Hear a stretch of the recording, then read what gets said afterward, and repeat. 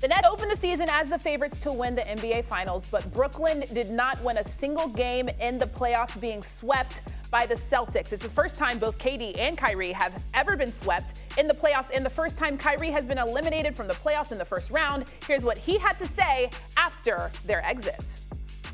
I felt like I was letting the team down at a point where I wasn't able to play. We were trying to exercise every option for me to play, but I never wanted to just be about me. And I think it became a distraction at times. All right, Mad Dog, I'm going to start with you on this one. So a lot of things went wrong with Brooklyn this entire season. Who would you blame the most for their Nets failure? Well, listen, he's hanging fruit. So if you want to kill Kyrie, I'm sure Stephen A. might do that in a second. Go ahead. I mean, and I would be I'll be right with him on that. I think, to me, he's poison.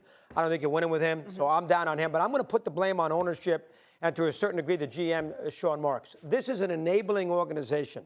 They fired Kenny Atkinson. He did not deserve to be fired a couple years ago. Why? Because Irving and Durant decided they didn't want to play for Atkinson, so they got him out of there, and they bring Nash in, who had no experience whatsoever. That's number one. You can't have your players tell you who they should have coach. And they didn't want to play for Atkinson, so they fired him. That was a disaster. That's the first thing. Second thing, they bring in Harden at that trade. You should all know, and they gave up Allen, who's a very good boy. Could they have used him in this series against the Celtics, his size and everything else? And he's a good piece. He's a good intangible player. They bring Harden in, who basically annoyed everybody in Houston, didn't want to play there. That should be a warning right out of the gate. When you got a guy who basically decides he wants to not play for a franchise, yet he wants to play for you, that makes you wonder, you know what, I'm not going to go with this guy because he might not want to play for me down the road. I'm going to have the same problem that the Rockets had. So that's the second problem I don't like. Thirdly, they got all these rules for Irving.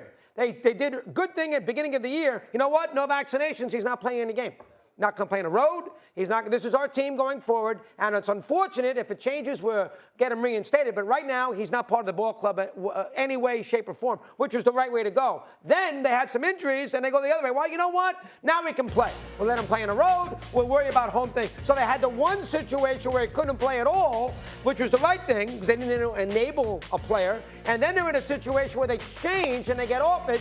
And they said, well, you know what, we need him now because they got a bunch of injuries. So to me, the Nets, and they're a very polarizing team anyway, to me, the Nets are exactly what they showed. This is their team.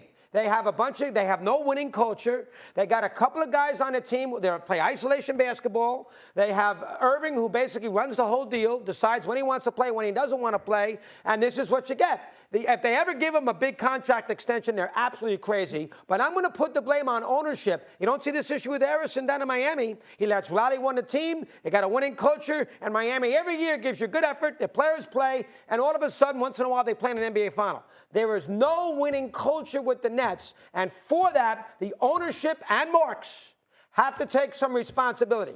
Atkinson, trades, letting Irving basically rule the roost.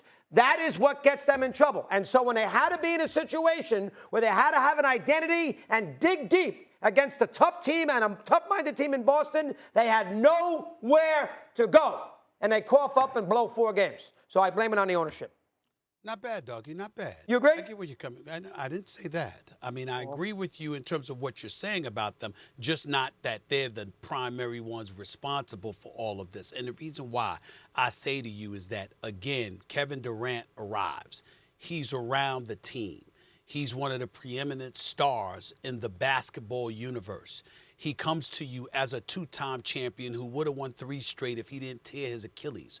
So remember, his first year there, he was not on the basketball court. Correct. But he was around the team a lot. And because of his basketball acumen and him being around the team, if somebody like Atkinson was not somebody that he wanted there, then you have to trust that he might have an idea of what's best, particularly at that moment in time where he was presumably going to the New York Knicks and then he was convinced to come to the Brooklyn Nets. So you hand him the franchise, you got to roll with them. So I'm not going to blame ownership to the degree that you did because I thought initially they had no choice. Now, from this point forward, you got to bring a heavy hand down because you gave him 3 years and you gave him the opportunity to turn around this franchise and to do so in a way that was productive and beneficial to all parties concerned. And that is not what has happened. So now you don't have to capitulate to Kevin Durant the way that you once did. But 3 years ago, you did. Thanks for watching ESPN on YouTube. For live streaming sports and premium content, subscribe to ESPN+.